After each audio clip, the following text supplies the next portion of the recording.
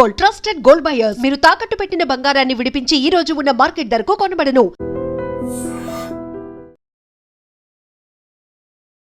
నమస్తే, welcome to I dream talking point with కవిత.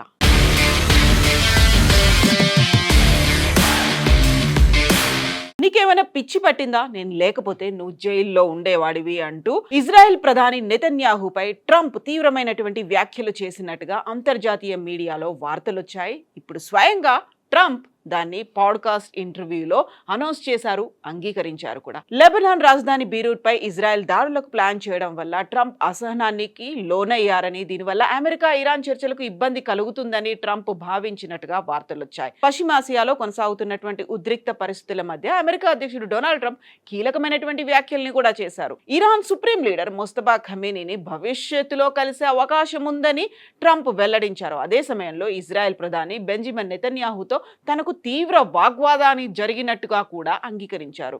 ఇరాన్తో జరుగుతున్నటువంటి చర్చలు సానుకూలంగా ఉన్నాయని చెబుతూనే తుది ఒప్పందం కుదురుతుందనే హామీ ఇవ్వలేము అనేటువంటి మాటను కూడా ట్రంప్ వ్యక్తం చేశారు.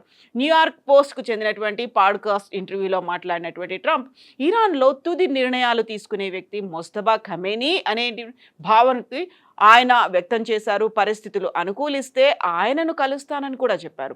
ఇటీవల జరిగినటువంటి యుద్ధ పరిణామాల తర్వాత ఇరాన్లో నాయకత్వ మార్పు చోటు చేసుకున్నటువంటి నేపథ్యంలో ట్రంప్ చేసినటువంటి ఈ వ్యాఖ్యలు అత్యంత ప్రాధాన్యతను సంతరించుకున్నాయి.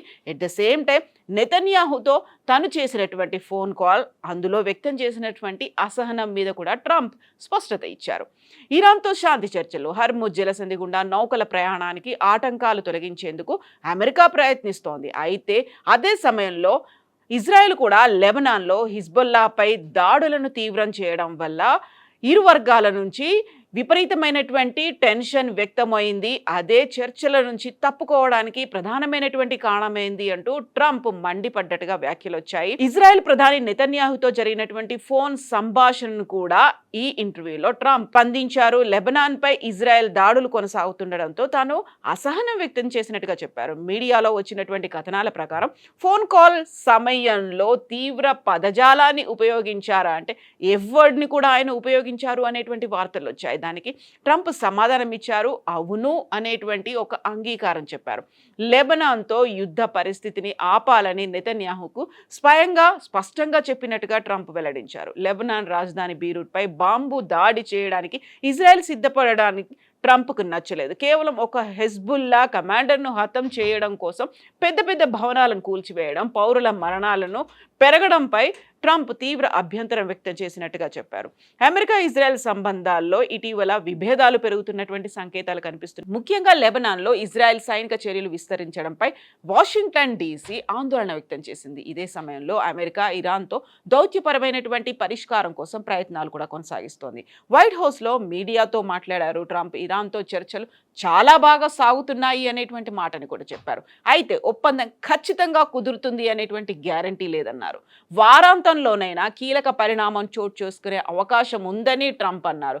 దానికి తగ్గట్టుగా ఇప్పటికే అవసరమైనటువంటి చర్యలను ఇనిషియేట్ చేసినట్టుగా కూడా అనౌన్స్ చేశారు. ఇజ్రాయెల్ చేస్తున్నటువంటి దాడుల వల్ల ప్రపంచవ్యాప్తంగా ఇజ్రాయెల్ మరింత ఒంటరి అవుతుందని, అందరూ ఇజ్రాయెల్ను ద్వేషిస్తారు అనేటువంటి మాటను కూడా ట్రంప్ నెతన్యాహుకు హెచ్చరిక రూపంలో చేసినట్టుగా వెల్లడైంది.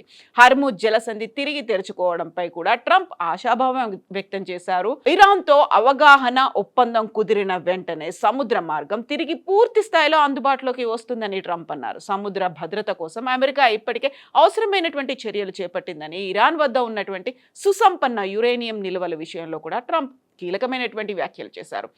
యురేనియాన్ని అమెరికా స్వాధీనం చేసుకోవాలని తాను కోరుకుంటున్నానని, దాన్ని నిర్వహించే సామర్థ్యం అమెరికా, చైనాకే ఉందని స్పష్టం చేశారు. మేము దానిని తీసుకుంటాము అనేటువంటి మాటని ట్రంప్ మరోసారి చెప్పారు. అయితే ట్రంప్ వ్యాఖ్యలకు భిన్నంగా ఇరాన్ విదేశాంగ మంత్రి అబ్బాస్ అరాగ్జీ స్పందించారు. అమెరికాతో కమ్యూనికేషన్ కొనసాగుతోందని, సందేశాల మార్పిడి జరుగుతోందని అంగీకరించినప్పటికీ చర్చల్లో గణనీయమైనటువంటి పురోగతి లేదు అనే మాటని అరాగ్జీ చెప్పారు. ఇరాన్ ప్రజల హక్కులకు హామీ, లెబనాన్తో యుద్ధానికి ముగింపు, ప్రాంతీయ ఉద్రిక్తతల తగ్గింపు వంటి అంశాలు నెరవేరితేనే అధికారిక చర్చలకు తిరిగొస్తామని ఇరాన్ స్పష్టం చేసినట్టుగా అరాగ్జీ చెప్పారు. ఇదే సమయంలో బీరూట్ పై దాడులు జరిగితే తీవ్ర పరిణామాలు ఉంటాయని అరాగ్జీ హెచ్చరించారు. అవసరమైతే ఇరాన్ సాయుధ బలగాలు ఇజ్రాయెల్పై ప్రతి దాడులకు సిద్ధంగా ఉన్నాయి అనేటువంటి మాటని అరాక్చి చెప్పారు. ఇక ట్రంప్ తన సోషల్ మీడియా వేదికగా ట్రూత్ సోషల్లో పోస్ట్ చేశారు. నెతన్యాహుతో మాట్లాడిన తర్వాత ఆయన తన దళాలను బీరూట్ వైపుకు వెళ్లకుండా వెనక్కి తిప్పారనేటువంటి మాటని ట్రంప్ ట్రూత్ సోషల్లో పోస్ట్ చేశారు. అమెరికా ఇరాన్ మధ్య ఆరోపణలు, మరోవైపు కువైట్ అంతర్జాతీయ విమానాశ్రయంపై జరిగినటువంటి దాడి విషయంలో అమెరికా ఇరాన్ మధ్య పరస్పరమైనటువంటి ఆరోపణలు కూడా కొనసాగుతున్నాయి. విమానాశ్రయంపై జరిగినటువంటి దాడిలో ఒక భారతీయుడు మరణించారు, 63 మంది గాయపడ్డారు. ఈ ఘటనను భారత్ తీవ్రంగా ఖండించింది. కువైట్ అధికారులు 30 బాలిస్టిక్ క్షిపణులు, డ్రోన్లతో దాడి జరిగిందని ఆరోపిస్తున్నారు. అయితే ఇరాన్ రివల్యూషనరీ గార్డ్స్ కార్ప్ ఆరోపణలను తిప్పికొట్టింది, తిరస్కరించింది. అమెరికా తయారీ చేసినటువంటి పేట్రియాట్ క్షిపణి వ్యవస్థలో లోపం కారణంగానే నష్టం జరిగిందని ఇరాన్ చెప్తోంది. అమెరికా సెంట్రల్ కమాండ్ అంటే సెంట్కామ్ మాత్రం ఆ వాదనను పూర్తిగా ఖండించింది. కువైట్ విమానాశ్రయంపై ఇరాన్ ఉద్దేశపూర్వకంగానే దాడి చేసిందని ఆరోపించింది సెంట్కామ్. ఇరాన్ ప్రయోగించిన కొన్ని క్షిపణులను, డ్రోన్లను అమెరికా, బహ్రెయిన్ రక్షణ వ్యవస్థలు అడ్డుకున్నాయని వెల్లడించింది. అదే సమయంలో ఒమన్ సముద్రం అమెరికా యుద్ధ నౌకను లక్ష్యంగా చేసుకుని దాడి చేశాయని కూడా ఇరాన్ ప్రకటించింది. అయితే ఈ వాదనను కూడా సెంట్కామ్ తోసిపుచ్చింది. అమెరికా నౌకాదళ ఆస్తులు సురక్షితంగానే కార్యకలాపాలు కొనసాగిస్తున్నాయని తెలిపింది. ఇక మరోవైపు G7 సమ్మిట్కు ట్రంప్ వెళ్లబోతున్నారు. ఈ పరిణామాలన్నిటి మధ్య ట్రంప్ కీలకమైనటువంటి ప్రకటనలు చేశారు. ఫ్రాన్స్లో జరుగుతున్నటువంటి G7 సదస్సుకు తాను హాజరవుతున్నట్టుగా వెల్లడించాడు. జూన్ 15 నుంచి 17 వరకు జరిగే ఈ సమావేశంలో ఇరాన్ యుద్ధం, పశ్చిమాసియా పరిస్థితులు వీటన్నిటితో పాటుగా చర్చాంశాలుగా ఉండే అవకాశం ఉంది. అమెరికా, ఫ్రాన్స్, జర్మనీ, బ్రిటన్ వంటి దేశాల మధ్య ఇప్పటికే భిన్నాభిప్రాయాలు ఉన్నటువంటి నేపథ్యంలో ఈ సమావేశం అంతర్జాతీయంగా ప్రాధాన్యత సంతరించుకుంది. ఇరాన్, అమెరికా చర్చలు కొనసాగుతున్నప్పటికీ ఇజ్రాయెల్, లెబనాన్ ఘర్షణలు, గల్ఫ్ ప్రాంతంలో దాడులు, కువైట్ ఘటన వంటి పరిణామాలు పశ్చిమాసియాలో పరిస్థితులు మరింత సంక్లిష్టంగా మారుస్తున్నాయనేటువంటి నివేదికలు చెబుతున్నాయి. రాబోయే రోజుల్లో దౌత్యపరమైనటువంటి చర్చలు ఫలిస్తాయా లేకుంటే మరింత ఉద్రిక్తంగా మారుతాయా అనేదే ఇప్పుడు ప్రపంచవ్యాప్తంగా ఆసక్తికరంగా మారింది. దానికి సంబంధించి విశ్లేషణలు కూడా వినిపిస్తున్నాయి. ఓవరాల్గా అయితే ఇజ్రాయెల్ ట్రంప్ని యుద్ధానికి తీసుకొచ్చింది అని చెప్పిన తర్వాత ఇప్పుడు ట్రంప్ నేనే నెతన్యాహును కంట్రోల్ చేస్తున్నాను, నేను చెప్పిన మాట వినే నెతన్యాహు వెనక్కి తగ్గుతున్నారు అనేటువంటి మాట. బట్ ఇరాన్ మాత్రం అదే గట్టి పట్టుదలతో ఉంది. 3 దేశాల మధ్య ఏం జరగబోతోంది, ప్రపంచ దేశాలన్నీ మీద ఎఫెక్ట్ పడుతున్నటువంటి నేపథ్యంలో యుద్ధం ఎప్పటికీ ఎండ్ అవుతుంది. మీరేమనుకుంటున్నారో కామెంట్స్ రూపంలో తెలియజేయండి.